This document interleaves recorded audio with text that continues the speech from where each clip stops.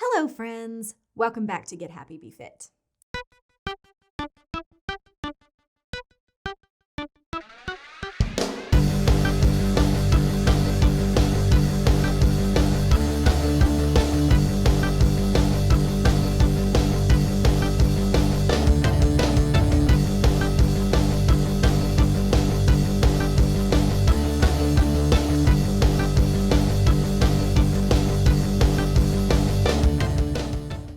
Today, we are going to talk about one of the most frustrating elements of weight loss and one of the essential components to losing weight and keeping it off, which is the thing that the majority of us have a problem with. One of the most common things I hear from people trying to lose weight is they're working so hard and not losing anything.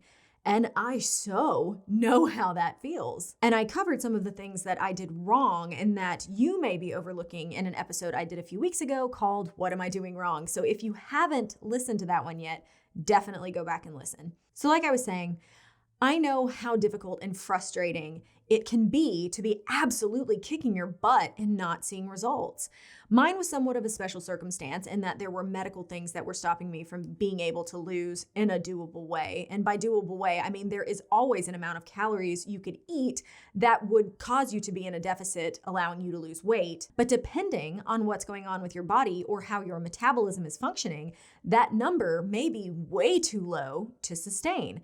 But if you're not counting your calories, there's no way to see just how low that number is. My point being that there were times I would lose a small amount of weight, but the effort was way out of balance with the results. But now all of those medical things are fixed and I feel better than I ever felt as a young adult or a teenager or even a kid in some instances.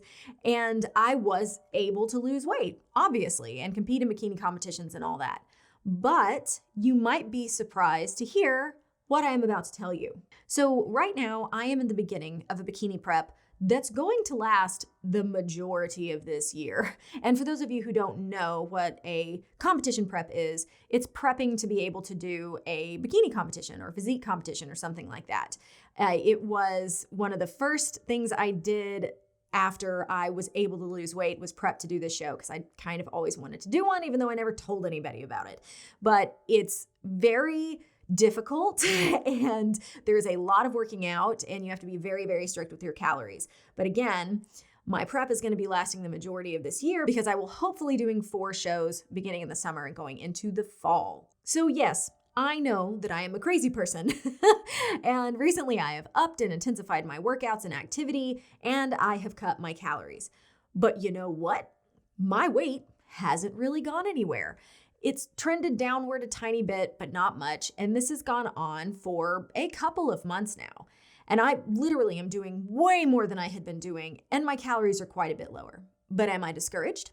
No. Do I feel like it's never going to happen and I'm not going to be able to compete? No. This happened in my very first prep as well in 2018, at which time I had a coach. And we didn't do weigh-ins. They never cared about what my weight was. They just did check-ins and posing practice. I remember going to check-ins in the beginning thinking, oh man, they're really gonna cut my calories low this week. I haven't lost any weight at all. And almost every week, especially in the beginning, they'd say, looking good, girl, we're right on track. And I was always shocked. And I quickly learned that I just needed to trust the process and keep going. Having that experience helped me see that consistency is 100% the most important factor in weight loss and fitness. And while you may not feel a huge difference and the scale might not be going anywhere, there is definitely stuff happening in your body. Your body is changing.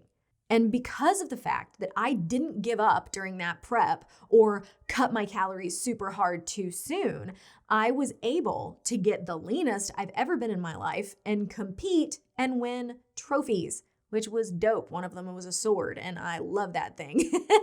So obviously, in that first part of my prep, my body was changing and I couldn't see it because I was looking in the mirror every day and the changes were just too subtle and the scale wasn't moving. And it is no secret that the scale is definitely not the best gauge of what is going on in your body. It can show loss at certain times and over time in general, but there will come a point when you just have to keep going, even when you're not seeing results. The upside is that eventually you will see those results. And I know I've talked about this before a lot, but weighing yourself every day and taking the average at the end of the week is a much more comprehensive way of monitoring your weight. You see the daily fluctuations, which have nothing to do with the amount of fat in your body, and it helps you see that week over week, you may be consistently losing some weight, say, I don't know, zero point 0.2 to 0.5 pounds, which makes for much more sustainable weight loss in the long run than losing a pound or more a week. There are even weeks when I take my weight every day and only count the lowest weight of that week. There are so many factors that can affect your weight. Only doing it once a week and taking that number as gospel can really set you up for discouragement. One of the factors that has been shown to be essential in losing weight and specifically keeping it off is the fortitude to keep going, even when hitting plateaus. The truth is, most, if not all of us, will hit a plateau or go through an extended period of time where weight loss stalls. Most of the time, when someone gets discouraged enough to give up, it's in the middle of a plateau or stall in weight loss. But just remember that what's going on right now is a snapshot. It is not the big picture of what's going on, so just keep going. This is also a reason why it's important to start small. Find what's most effective and sustainable for you specifically and progress over time, adding more and more. Don't adopt diets you hate in order to lose weight. Don't get insanely restrictive with food. Don't do a workout that has you in tears thinking about having to do it again. And don't jump into doing workouts 5 to 6 days a week if you're starting at 0.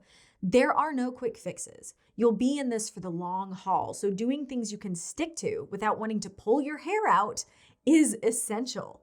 Also, remember, like I say pretty much every episode, you don't have to want to lose weight. If this whole process is causing you to feel depressed and discouraged, reevaluate what's going on inside and what your motives are behind wanting to lose weight and get fit.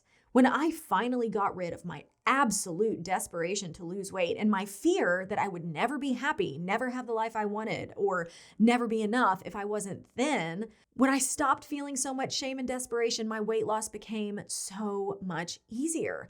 I wasn't doing things I hated to lose weight. I healed my relationship with food and found balance, primarily eating things that were good for my body, but also moderately consuming the treats I loved. I also never forced myself to eat something I didn't like, which I had previously done a lot of. And I think that was wrapped up in the mentality of not deserving to eat something that tasted good because I was fat and feeling like I deserved the muscle cramps and injuries I got from working out for the same reason. What you deserve is to live a happy life now. Don't give up all of the activities that feed your soul in the pursuit of looking a certain way. People want to lose weight because they think it will make their life better. And it might, to a certain extent. You might feel way better physically and enjoy certain aspects of life more, but don't wait until you get there to start loving your life and enjoying life now, because while it might be fun, being fit will not fix an unhappy life. At the end of your life, you're not going to be thinking, man, I wish I'd worked harder to lose my goal weight, or man, I'm so happy that I met my goal weight while I was still alive. So like I said, start small. Take some pressure off of yourself.